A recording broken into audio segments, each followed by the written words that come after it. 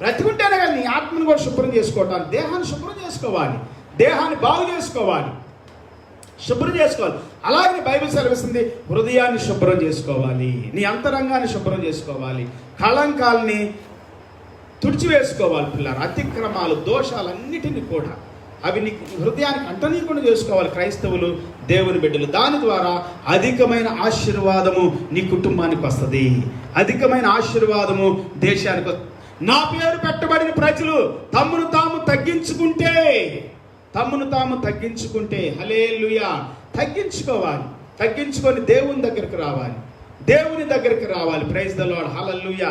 చెడు మార్గాలు విడిచిపెట్టాలి, దేవునికి ప్రార్థన చేయాలి.